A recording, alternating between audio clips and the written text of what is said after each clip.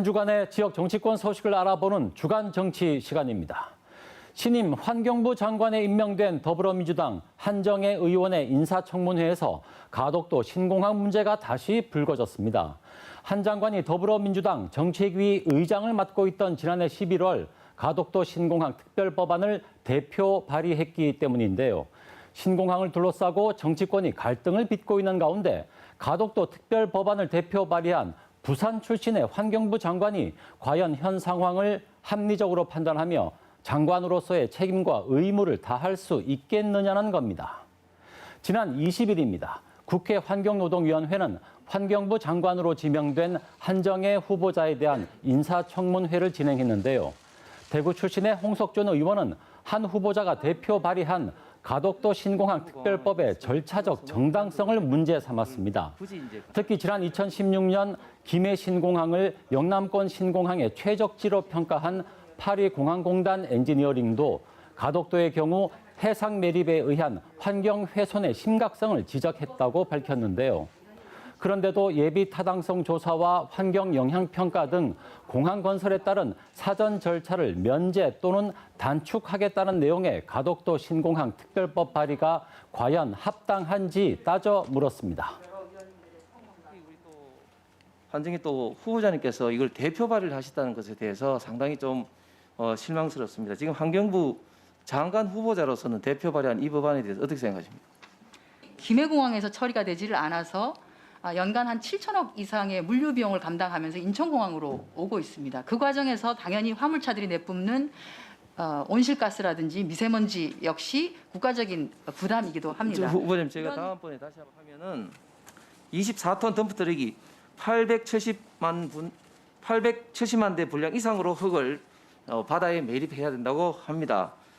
이쪽 지역은 특히 한려해상공원이 시작되는 한산도가 바로 인근에 있을 정도로 굉장히 그 경관이 좋을 뿐만 아니라 낙동강 하구에 수많은 어떤 조류가 또 나오는 그런 어떤 지역입니다. 그렇기 때문에 환경영향평가나 또는 공항시설법에 따라 의제로 되어 있습니다만 그게 불분명하다라고 하면 전략환경영향평가까지를 포함해서 오히려 법이 통과될 때 그게 보완이 된다라고 하면 입지와 관련한 부분까지를 포함해서 검토를 해낼 수 있다 이렇게 보고 있습니다.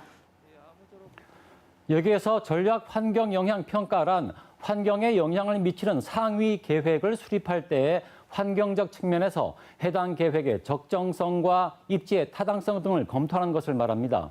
부적정하다면 환경부 장관이 사업에 동의하지 않을 수도 있는데 과연 한 장관이 그러한 결정을 내릴 수 있느냐는 겁니다. 이런 가운데 더불어민주당은 가덕도 신공항 특별법 처리에 속도를 내고 있는데요. 지난 21일 더불어민주당 이낙연 대표는 부산의 가덕 신공항 예정지를 둘러보며 2월 임시국회에서 가덕도 신공항 특별법을 반드시 처리하겠다는 강경한 입장을 나타냈습니다. 가덕 신공항이 빨리 시작돼서 빨리 완공되도록 있는 힘을 다해서 돕겠습니다. 2월 임시국회가 시작이 되면 심의와 처리를 서두르겠다. 이에 반해 국민의힘은 당의 명확한 입장을 정하지 못하고 있습니다.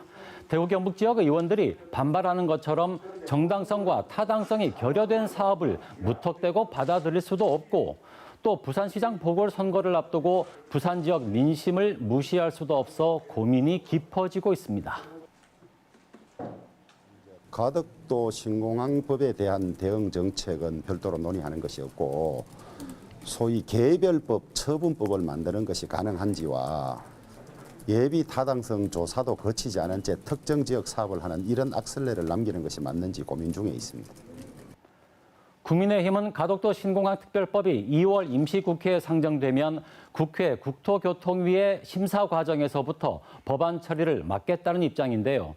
하지만 다수당인 더불어민주당은 단독으로라도 법안 처리를 강행하겠다는 입장이어서 충돌이 불가피할 것으로 보입니다. 네, 다음은 정가, 이모, 조모 순서입니다. 대구시 의회와 경북도 의회가 올해 첫 임시회를 열고 다음 달 5일까지 11일간의 일정에 들어갔습니다. 시도의회는 이번 임시회 기간 시정과 도정에 관한 업무 보고를 받고 각종 조례안과 일반 안건을 심의 처리할 계획입니다. 더불어민주당 대구시당이 칠성 게시장 업종 전환을 위한 특별 대책반을 발족하고 활동에 들어갔습니다. 대책반은 동물보호단체 등과 함께 게시장 상인들의 전업을 유도해 국내 3대 게시장 중 유일하게 남은 칠성 게시장의 폐쇄를 이끌어내겠다는 계획입니다. 정의당 대구시당은 당대표의 성추행 사건과 관련해 당원과 국민 여러분께 죄송하다며 가해자는 무관용의 원칙으로 엄중하게 처벌할 것이라고 밝혔습니다. 또한 피해자의 의사를 최대한 존중하고 일상의 회복을 최우선 과제로 삼겠다고 밝혔습니다. 정치인들의 이딴 성비위 사건으로 국민들의 실망감이 커지고 있습니다. 지금까지 한 주간의 정치권 소식을 살펴본 주간 정치였습니다.